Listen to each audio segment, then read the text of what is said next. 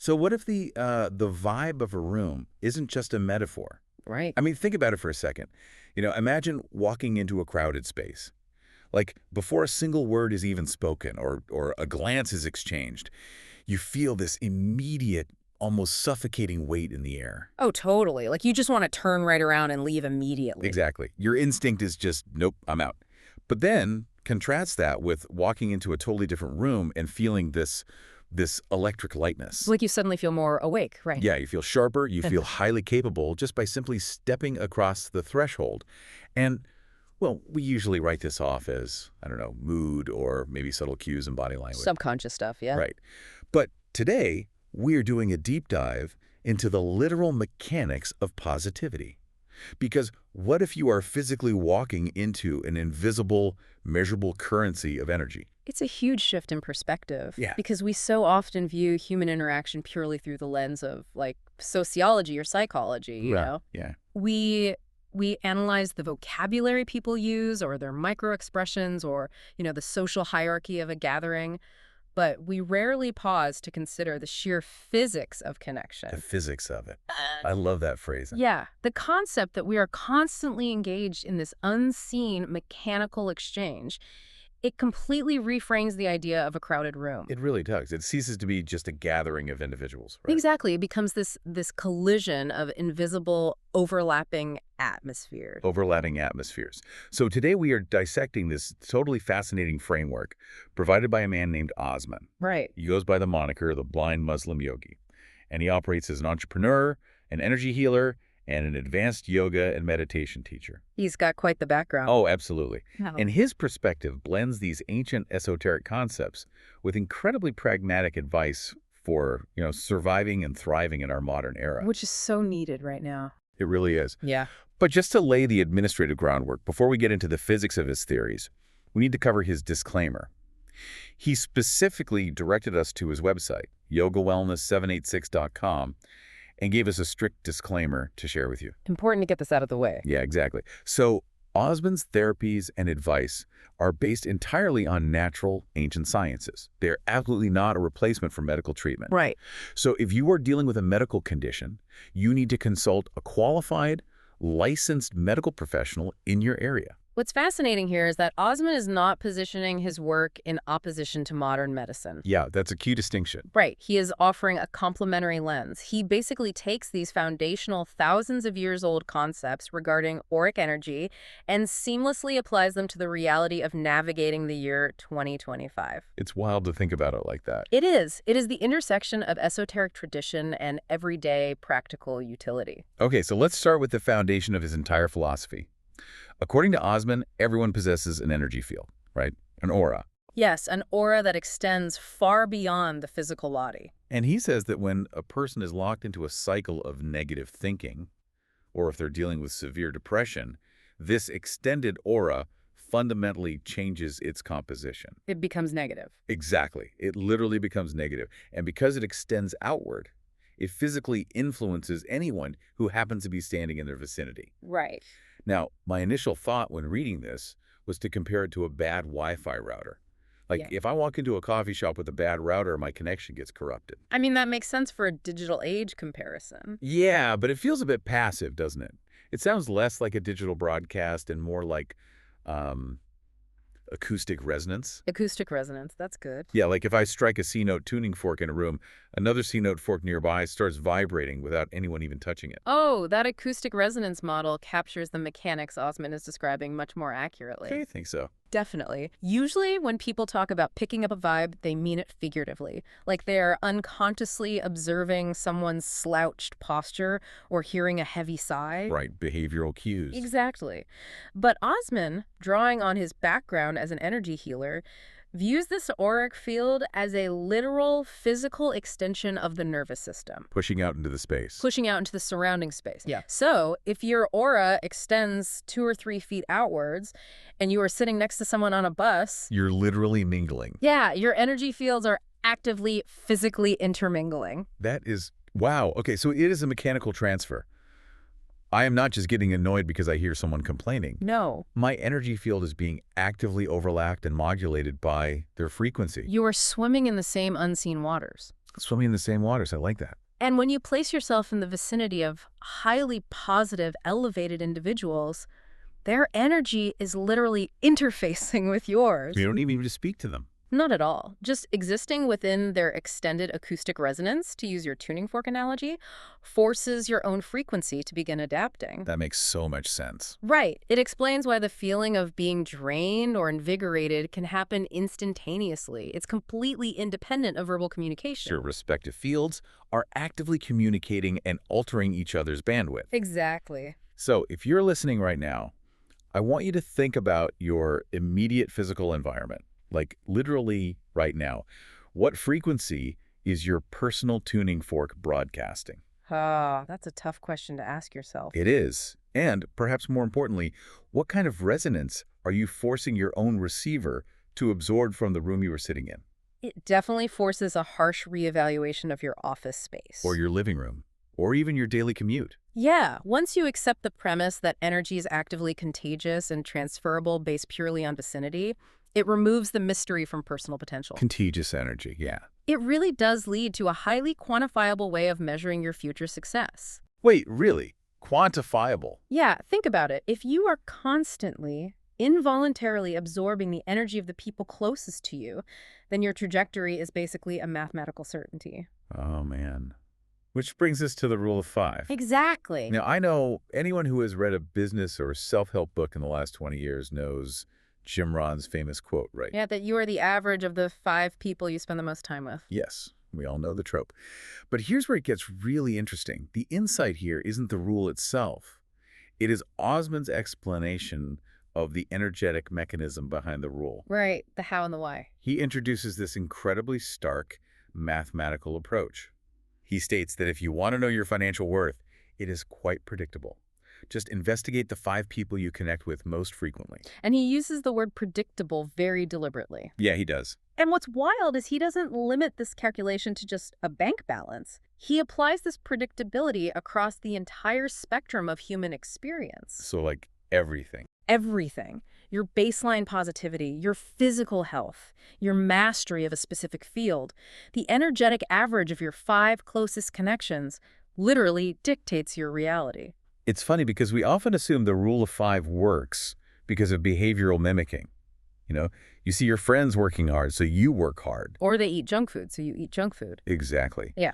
But Osman argues the causality is much deeper than that. It is auric capping. Auric capping. Yeah. Now, I have to push back on the determinism of that a little bit. Sure, good. Are you saying that if my 5 closest friends are capped at making $50,000 a year, or if they are chronically pessimistic, my aura is literally incapable of vibrating at a higher frequency? It's a heavy thought. Am I energetically shackled to their average? Well, according to this specific framework, you are energetically anchored to their average, yes. Anchored? Wow. It isn't that you are completely incapable of breaking out, but the gravitational pull of that combined auric field requires a monumental amount of personal energy to resist. So you're fighting an uphill battle. Always. You are not merely adopting their temporary moods, you are actively absorbing their limitations. Their limitations become your limitations. Right.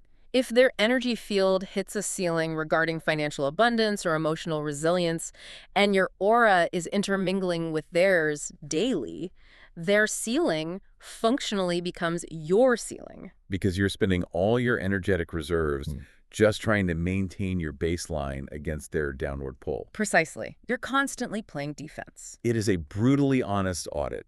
I mean, for everyone listening, picture the 5 people whose energy fields you overlap with the most on a daily basis. The people you text, the people you share an office wall with. The people in your home. Are they dragging your average down or are they pulling your average up? It's a sobering thought. It really is. But let's address the logistical elephant in the room here. Okay, let's do it. Historically, if you were born in a small village, your top 5 were the people in that village. Geography was destiny. So if you don't have 5 millionaires or Zen masters living in your immediate physical vicinity right now, are you just doomed by your zip code? If we connect this to the bigger picture, geography used to be the ultimate limiting factor for human potential. But Osman provides a solution tailored explicitly for the modern era. Especially referencing the year 2025. Exactly. He points out that right now, it is incredibly easy to bypass physical limitations entirely. You do not need to physically sit in a room with world-class minds to be in their energetic vicinity. So he completely redefines the concept of a peer. He really He does. listed the tools available to us: recorded talks, podcasts, YouTube channels, seminars, webinars. He's basically suggesting that you can curate a mastermind group entirely out of digital content. He is fundamentally altering the definition of proximity. Yeah. For millennia, proximity was strictly physical. Today, proximity is attentional. Attentional proximity. That's a great way to put it. Right. A peer is no longer just your neighbor. A peer is the voice in your earbuds. A peer is the face on your screen. So you have the unprecedented ability to select the 5 most brilliant, positive, successful minds on the planet. And you can manually invite their energetic frequency into your daily life.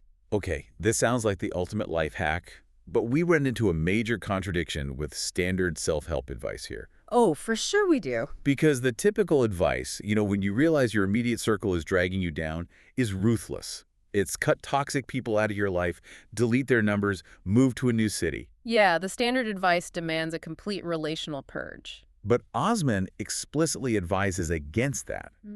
He says, and I'm quoting the sentiment from the transcript here, "Do not leave your negative, toxic family members and close friends." Which is so refreshing to hear. It is. He recognizes that we have real human bonds, familial obligations, and histories that can't just be severed because of an energetic imbalance. Right. You can't just block your mom. Exactly. So instead of deletion, his strategy is dilution. Dilution. It is an incredibly grounded, compassionate approach. And honestly, it likely stems from his background as a healer. Yeah, he understands you cannot simply abandon a difficult parent or a struggling sibling. But from a mathematical energy perspective, you can tilt the ratio in your favor. How does that work in practice? Well, if you have 2 deeply negative family members in your physical house, you purposely inject 3 incredibly powerful, positive digital mentors into your daily routine. Oh, I see. You ensure that out of your top 5 influencers, at least 3 of them are positive. You just outnumber the negative energy. So it's a game of energetic ratios. Exactly. So for you listening, look at your podcast feed and your YouTube history right now. Are you treating those platforms merely as mindless entertainment to zone out to at the end of the day? Probably. Most people do. Right. Or are you actively, strategically using them to recruit mentors? Are the voices you are piping into your brain acting as the necessary positive counterweights to the negativity in your physical world? It really demands a shift from passive consumption to active, energetic alignment. Active energetic alignment. Yeah. However, while Osman champions the power of digital media to construct this peer group, he does draw a sharp hierarchy regarding how that media is consumed. He does, yeah. He strongly emphasizes that not all digital connections are energetically equal. There is a profound difference between engaging with live interaction versus recorded material. Okay, let me stop you there, because this is where his framework gets a little difficult for me to swallow. Fair enough. Let's unpack it. Osman, pulling from his decades of experience, explicitly advises trying to connect in live sessions whenever possible. He claims there is a massive, tangible difference because a live session allows a direct connection with the person's energy. Right. And he uses phone calls as an example. When his friends are depressed, they call him from different cities or countries, and simply by speaking to him live on the phone, they start feeling better. Because it's live. Yeah, and he even applies this to his professional patients through what he calls telepathic healing over internet software. Now, I have to push back here. Okay, what's the pushback? How does a Skype call transmit an auric field? Are we just talking about the psychological comfort of hearing a calm, familiar voice when you're stressed out? That is definitely the conventional psychological interpretation. Right. You know, you hear a soothing voice, your parasympathetic nervous system engages, and your anxiety drops. It makes biological sense. Exactly. But Osman explicitly frames this differently based on his specific disciplines. He argues that the medium, whether it's a phone line or the internet connection, is entirely secondary. The mechanism isn't digital. It is temporal. It relies on synchronicity. Synchronicity, meaning the energy transfer requires both people to be existing in the exact same moment. Precisely. His theory of live energy suggests that intent and focus transcend physical distance if they are temporally aligned. Temporally aligned, so time matters more than space. Yes. When you are engaged in a live connection, your consciousness and the other person's consciousness are parallel. From his healing perspective, this simultaneous focus creates a direct, unimpeded conduit for auric influence. A direct conduit. Right. A recorded video is basically an echo of energy that existed in the past. But a live stream, even thousands of miles away, is the active current source. An echo versus the source. Okay, that distinction actually makes a lot of sense. It changes how you view live events, doesn't it? It really does. There's an undeniable psychological weight to knowing that someone is breathing, thinking, and speaking in the exact same fraction of a second that you were listening to them. You feel witnessed, even through a screen. Yeah, you feel witnessed. But Osman is deeply pragmatic. Yeah. He immediately concedes a very real logistical hurdle to this live energy theory. Time zones exist. Exactly. Life schedules clash. You cannot continuously rely on live webinars or phone calls to maintain your energetic ratios. It's just not practical for most people. Right. He acknowledges that if you can't get them live, you must rely on their audio programs. But he insists you have to listen to their energy, listen to their words, and this is the operative phrase, make their thinking process your thinking process. Make their thinking process your own. Yeah. And to prove the sheer power of recorded audio, he shares an incredibly vivid personal anecdote from his previous marriage. Oh, this anecdote is fascinating. It perfectly illustrates the concept of cognitive and linguistic assimilation. It really does. It shows the physical manifestation of what happens when you relentlessly expose yourself to a specific type of energetic input, even if it is just the echo of a recording. Right. So back in the day, Osman was obsessively consuming positive, motivational talks. He was just bathing his mind in cassettes, CDs, and books. Constant input. Constant. Eventually, his ex-wife attended a business opportunity training. While she was sitting in the audience, listening to these professional motivational speakers on stage, she had a sudden realization. She connected the dots. She did. She thought to herself, this is exactly how my husband speaks. She recognized that the speakers were using the exact same vocabulary, the exact same cadence, and the exact same phrasing as Osman. What her reaction reveals is the profound neuroplasticity triggered by his inputs. Neuroplasticity, yeah. Osman didn't merely learn the concepts of motivation intellectually. The relentless daily input of those cassette tapes literally reprogrammed his vocabulary. It rewired his brain. It rewired the physical output of his vocal cords. He had absorbed the phraseology of those speakers so thoroughly that it became his native language. He hijacked his own thought process. Exactly. He didn't invent those words. He installed them. He made a conscious decision to overwrite his default programming by adopting the speaker's mental framework as his own. Which raises perhaps the most uncomfortable question of this entire analysis. So what's that? How much of what we consider to be our own authentic voice is actually just a regurgitated echo chamber of our most frequent inputs? Oof, that is uncomfortable. Right. If we audited your vocabulary today, what would we hear? Think about the last long conversation you had with a friend. If we transcribed it and analyzed the phrasing, whose words would we actually be reading? Would we find the anxious, cynical doom scrolling of the 24-hour news cycle? Or would we find the complaints of your most negative coworker? Or, and hopefully this is the case, would we find the ambition, clarity, and positivity of the mentors you claim to admire? Osman's cassette tapes prove that your brain will literally parrot whatever you feed it most often. It's unavoidable. But adopting a more positive vocabulary is just a fascinating psychological symptom, really. Yeah. It isn't the end goal of Osman's framework. Right, it's just a byproduct. Exactly. The linguistic shift is merely an indicator that the internal energetic frequency has changed. It shows the dial has moved. Yes. And his next story demonstrates how changing that internal frequency through relentless input can radically alter external reality. The 30-day breakthrough. This is where the esoteric theories of auric energy translate into cold, hard cash. Real-world results. Yeah. Osman shares that for 6 long years, he struggled financially. And he makes it clear this wasn't from a lack of trying. He was attending courses, he was going to seminars, reading books. Putting in the effort. But nothing moved the needle. For 6 years, he was energetically and financially stuck, until he found one specific 30-day program on cassette tape. Notice the contrast in application there. What do you mean? 6 years of scattered, broad effort versus one highly concentrated, focused month of specific daily input. Ah, yeah. He took this one 30-day cassette program, and wherever he drove, he played it in his car. Every single day. Every single day for a month, he immersed himself in this specific recording in the enclosed space of his vehicle. By the end of that single month, he earned the highest income he had ever earned in those entire 6 years. Wow. He clarifies it wasn't a billionaire-level windfall, Oh. but it was multiples of what average people were earning. It was a massive, sudden, inexplicable leap. So why did this one cassette work when 6 years of seminars failed? That's the million-dollar question. Well, if we apply Osman's own theories regarding auric capping and energetic resonance, we can deduce that the daily, repetitive immersion inside the acoustic chamber of his car finally generated enough momentum to tip the scale. The acoustic chamber of his car. I love that. Yeah, it was a concentrated, relentless dose of positive digital vicinity that finally overpowered his previous energetic blockages. So it just broke through the ceiling. Exactly. The consistency altered his frequency enough to attract a fundamentally different financial outcome. And the source text provides this beautiful, highly specific breakdown of what he did with that breakthrough income. It paints a very vivid picture. It really paints a vivid picture of a man finally escaping scarcity.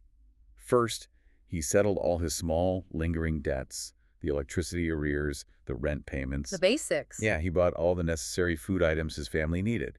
And then he finally got to fulfill his dream of window shopping. He transitioned from mere survival to actualization. He went out and bought a train set for his son. Oh, that's amazing. He bought original motivational recordings, instrumental music he loved, a multi-volume mythology DVD series, and stacks of books. Just completely indulging his curiosities. He bought it all in that same month. And the most crucial detail is that the income didn't revert. It wasn't a fluke. The following month was a bit more, and then a bit more. He says his life changed only from listening to that positive recording. That assertion right there, that his life changed only from listening to the recording, encapsulates his entire thesis. Everything stems from that. Yes. The external reality of paid rent and train sets was entirely downstream of the internal energetic shift caused by the audio input. Downstream of the shift. Yeah. And if we examine how Osman operates today, he hasn't abandoned this methodology at all. He has simply upgraded the technology to match the current era. He isn't living in the past, entirely reliant on old cassette tapes. Not at all. He details how he currently uses podcasts and specific YouTube channels to massively improve his awareness of current matters. He is obsessively staying informed on the absolute cutting edge of science and technology. He's hungry for knowledge. Extremely.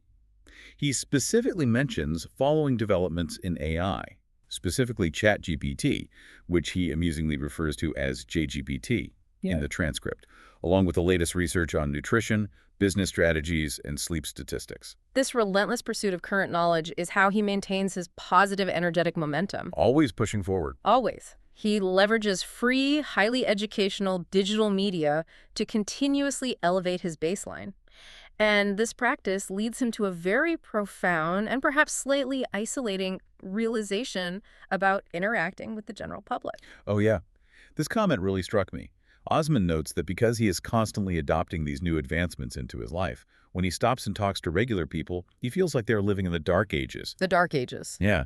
He says he is shocked out of his guts when he meets people who don't even know what AI is, let alone how to utilize it in their daily lives. It is crucial to understand the tone behind that observation, though. Right. It's not meant to be insulting. No, it isn't arrogance or elitism. It is the genuine shock of someone who has weaponized the rule of 5 to radically accelerate their own growth, only to realize how stationary the rest of the world remains. Everyone else is just standing still. Exactly.